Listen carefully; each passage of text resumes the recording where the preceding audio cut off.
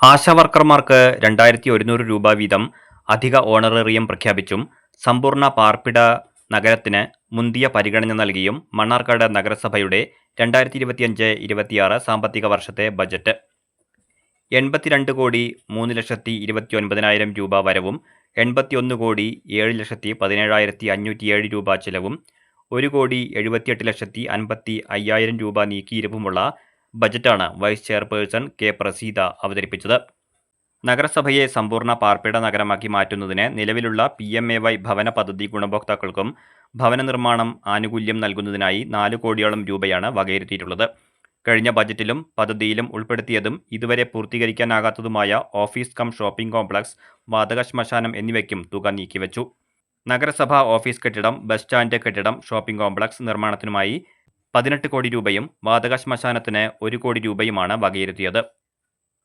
താലൂക്ക് ആശുപത്രിയിലേക്ക് അത്യാധുനിക digital x-ray machine വാങ്ങുന്നതിന് 45 ലക്ഷം ഉൾപ്പെടെ ആരോഗ്യമേഖലയ്ക്ക് ഊന്നൽ നൽകി 3,73,98,000 രൂപയും പട്ടികജാതി പട്ടികവർഗ വിഭാഗങ്ങളുടെ ഉന്നമനത്തിന് 1,23,48,000 രൂപയും കാർഷിക മേഖലയ്ക്ക് 41,53,000 രൂപയും നീക്കിവച്ചു.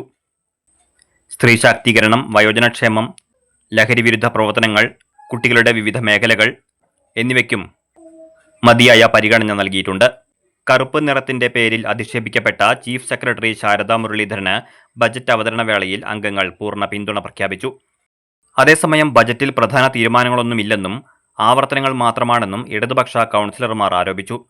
മുൻ ഭരണസമിതിയുടെ കാലത്ത് 400-ലധികം വീടുകൾ നൽകിയിട്ടുണ്ട്. എന്നാൽ ഈ ഭരണസമിതി ഒരു വീട് പോലും നൽകിയിട്ടില്ല. നിലവിൽ തിരഞ്ഞെടുക്കപ്പെട്ടവർക്ക് പോലും ഇനി ലഭിക്കാനിടയില്ല. വികസന സമിതിയിലും ബജറ്റിലും പ്രഖ്യാപിക്കപ്പെട്ടതിൽ ഭൂരിപക്ഷം പദ്ധതികളും UDF അംഗങ്ങളുടെ വാർഡുകളിലേക്കുള്ളതാണ്. ആശ്രയ കുടുംബങ്ങൾക്കുള്ള കിറ്റുകൾക്ക് മുമ്പുള്ള ഫണ്ട് മാത്രമാണ് പ്രഖ്യാപിക്കപ്പെട്ടത്.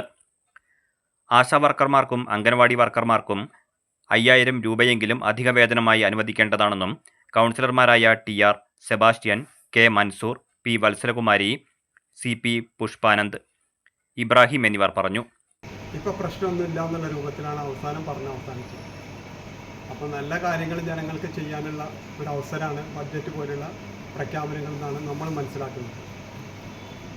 കഴിഞ്ഞ ഭരണസമിതിയുടെ സമയത്ത് 20 കോടി രൂപയാണ് ഹഡ്കോ വായ്പ 9 കോടി ഉൾപ്പെടെ മണ്ണാർക്കാട് നഗരസഭയ്ക്ക് അടിസ്ഥാന സൗകര്യ വികസനത്തിൽ ലഭിച്ച 1 കോടി ഉൾപ്പെടെ 20 കോടി രൂപയാണ് നമ്മൾ ഭവന നിർമ്മാണ മേഖലയിൽ ചെലവഴിച്ചത്. അത് തുടർച്ചയായിട്ട് 20 കോടി കൊടുത്ത ഒരു ഭരണസമിതി മുന്നിൽ നിൽക്കുന്നു. 4 വർഷത്തിലാണത്. അതിൻ്റെ അവസാനത്തെ 4 വർഷം, ആദ്യ വർഷത്തിൽ പദ്ധതി ഉണ്ടായിരുന്നില്ല, പിന്നത്തെ 4 വർഷം കൊണ്ടാണ് ഇത് സാധ്യമായത്. ഇപ്പോൾ എല്ലാ കാര്യങ്ങളും മെച്ചപ്പെട്ടു എന്ന് അവകാശപ്പെടുമ്പോഴും ഒരു വീട് പോലും കൊടുത്തില്ല എന്നത് ഖേദകരമാണ്. വീട് നൽകാൻ കഴിയാത്തത് സർക്കാർ നടപടിക്രമങ്ങൾ വൈകിയതിനാലാണെന്ന് നഗരസഭാ ചെയർമാൻ C. മുഹമ്മദ് ബഷീർ പ്രതികരിച്ചു. പരമാവധി വീട് നൽകുകയാണ് ലക്ഷ്യം. വികസന പദ്ധതികൾ പരിശോധിച്ച് നടപ്പിലാക്കുമെന്നും അടിയന്തരമായി നഗരസഭ നിർവഹിക്കപ്പെടേണ്ട കാര്യങ്ങളെല്ലാം ചെയ്തിട്ടുണ്ടെന്നും ചെയർമാൻ വ്യക്തമാക്കി.